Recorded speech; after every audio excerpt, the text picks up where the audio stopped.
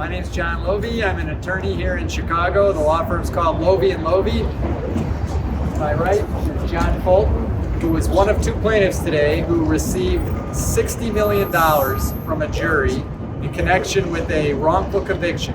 Mr. Fulton and Mr. Mitchell spent 16 years in prison for crimes they didn't commit.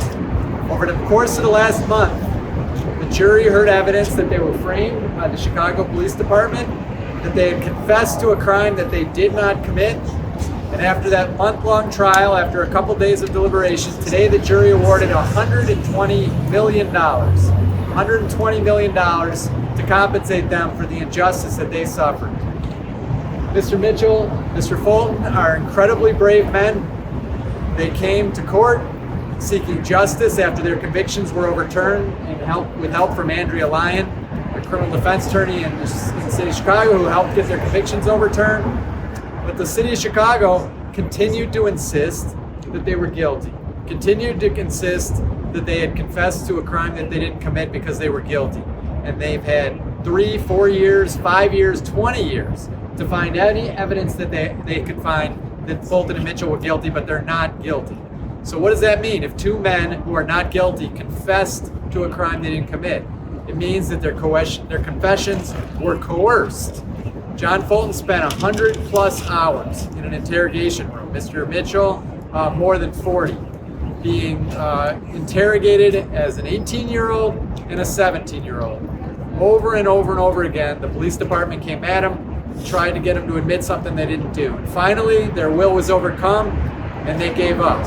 And they gave confessions that were chock full of details that only the killer and the Chicago Police Department would know. So the jury really had to make a decision here. If they committed the crime, we told the jury don't give them anything. But they didn't commit the crime. They are absolutely innocent. And this jury was very intelligent, paid a lot of attention, and over the course of the month heard all the evidence and resoundingly and unequivocally found that they are innocent and that they were framed by the Chicago Police Department. So where does this leave the city of Chicago? I mean, it's a problem. The verdicts are going up. There's more of them, and I think this jury and others are saying that they're tired of it, that we cannot have more wrongful convictions. Everybody understands the police department has a tough job to do, and that we want them to catch the killers and to do the right thing, but they can't just close the case just to close the case. They can't take an 18-year-old and a 17-year-old kid and coerce them to confess to something they didn't do. It's not right. It's not fair to the family. The Collazo family lost a loved one. Whoever really killed that kid is still out there, got away with it, because they focused all their energy on these two kids that didn't do it. And when the evidence became clear that Jon had a good alibi, he was in a hospital on the other side of town, instead of just saying, all right, maybe we got it wrong, release him and go do the investigation, they doubled down and they proved a case that was a false case. They proved that two kids who didn't kill him killed him, and they were framed, and it all unraveled. The city of Chicago is going to have to do a better job at risk management. There is insurance for claims like this, but the better thing is to stop wrongfully convicting people, and to stop wrongfully convicting people and to reach fair settlements, and then the problem won't keep escalating.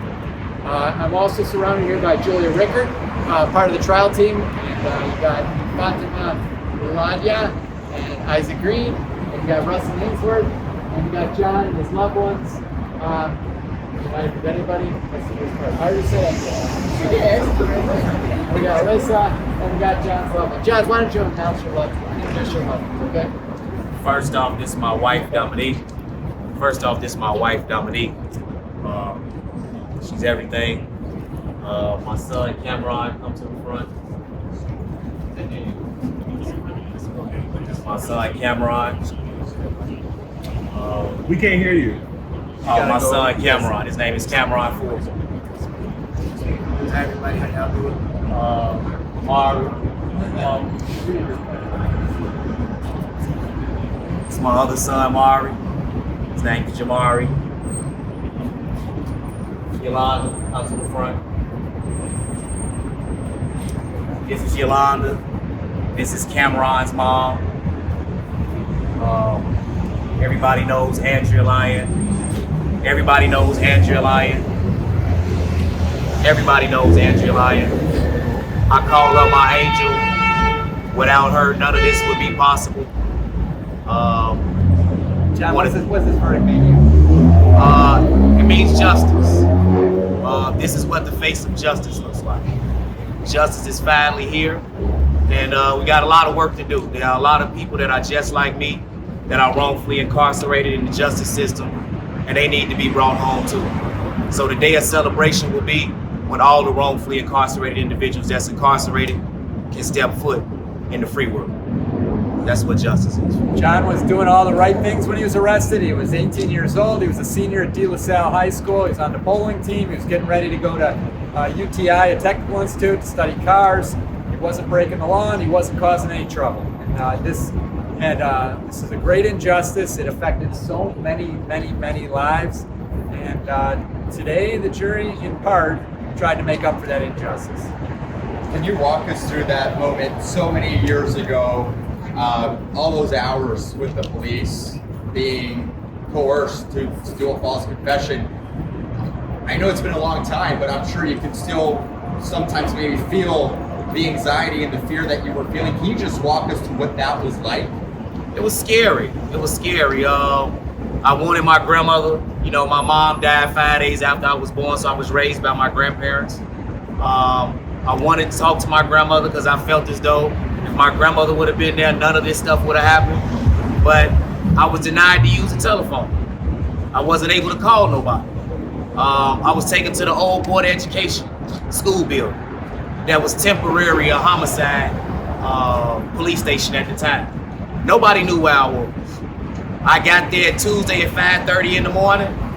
I didn't see nobody until Friday. I was there all the time. They took me out the police station. I asked for a lie detector test. I signed for it. They didn't give it to me. They said it wouldn't hold up in court. So they had their mind made up what they wanted to do.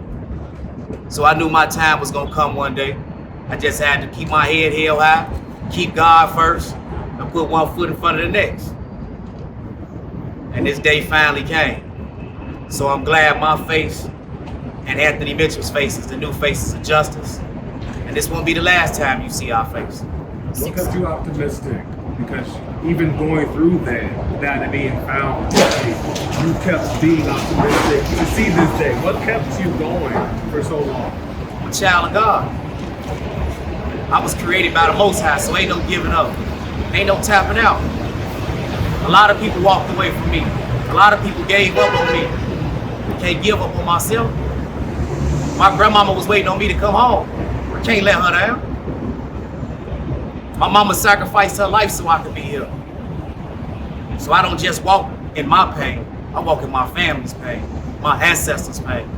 Ain't no giving up. We born fighters and leaders. You know, there was another interesting fact I forgot to mention. After about 24 hours in custody, they broke Jon's will and he was ready to confess to a crime he didn't commit. The state's attorney came to the station about 3 in the morning and took his confession. And then the state's attorney asked the police officers to leave the room, which apparently is their custom.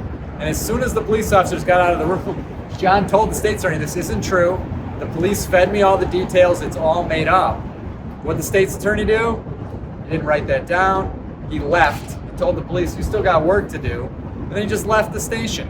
And he admitted at trial that Jon had told him that because he had to explain why he didn't take the confession. So 3 days later, Jon confessed again, thinking that this was his only way out of it. False confessions are a real problem. 20 years ago, people didn't understand that people confess to a crime they didn't commit. Nobody understands that. Why would you confess?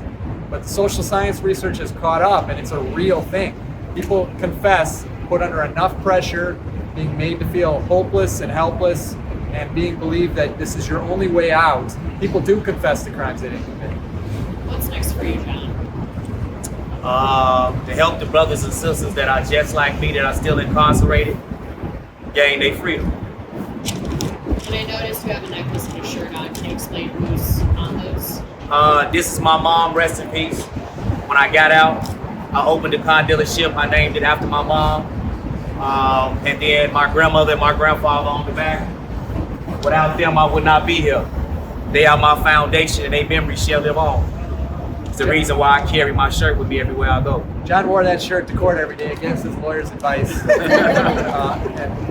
that's who he is. This is a phenomenal settlement, and like you say, it's the new face of justice, but there's no buying all those years spent behind bars back. That time is gone. True. Can you just put that into perspective, looking at starting your life all over again, having a big chunk of it unaccounted for with your family and your friends? Can't make up for old times. When I got locked up, Cameron, as you can see, he was 6 months old when I got locked up. Now he's getting ready to graduate from Illinois Western University. It's a lot of time. Can't make up for it. Only thing you can do is just be in here and the now. And for me, I know that there's so many people that I left in the penitentiary, and they want this day for themselves too. And I don't want them to be forgotten. So many people have gotten out of jail and forgot those that they cried with, those people that they suffered with, that they told their story to. They're voiceless individuals. They have no voice. Most of the people on the outside believe that if you're on the inside, you're guilty. Throw away the key, leave them there. But that isn't always the case. Sometimes you have crooked cops that frame people, and they need to be brought to justice.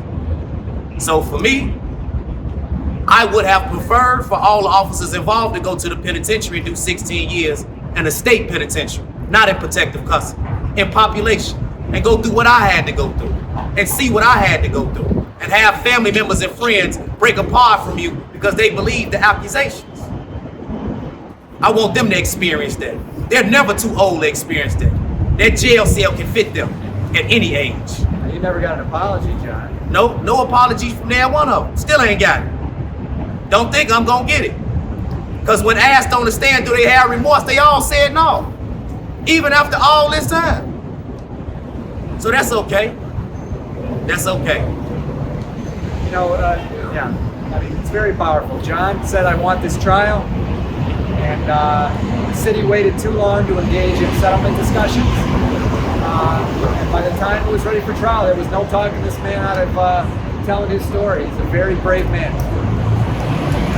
Yeah, Russell. My name is Russell Ainsworth, Ainsworth. Today, the jury awarded the largest award any jury has ever given to a wrongfully convicted person, and they did it twice over. $120 million. That is the largest award ever given in the United States. That tells you something. What we're looking for was justice. That's what we got, but there's a lot of people who haven't received justice. So we are asking that each of the detectives involved in this case, they should be investigated. Their cases should be reopened. And we should see how many other people were mistreated in the same way that Mr. Fulton and Mr. Mitchell were. Because there's a lot of other families who are affected. And you know what? The attorneys that stand before you, put us out of business, City of Chicago. Do the right thing, clean up the misconduct. There are many other things that we should be doing, we could be doing, other than having to bring lawsuits because the city will not change its practices. The city allows this misconduct to happen. The city has the ability to stop this misconduct. We would rather the city do it than have us come 25 years later to clean up the mess. So please, change the city's practice, save taxpayers' money, and make the system of justice a true system of justice. Thank you. Any questions, or are we good? I do want to get clarity of your age now. How old are you now? Yeah, and how old were you when you went in? I was 18 when I got locked up. I'm 40 now. How old was Mr. Mitchell? He was 17 when he got locked up. Is your grandmother still around? No, she passed in 2021. You were still in jail, or did you have? No, I was able to spend 2 years with her, but she had dementia since June 5th of 2015, so she didn't understand the journey, but she recognized me, so I'm appreciative for the time I got with her. And you were let out in 2020 or 2019, March of 2019. All right, thank you very much, everybody. Thank you. Peace and blessings. Thank you all for coming, and hopefully this story gets told the right way. Thank you. Got it.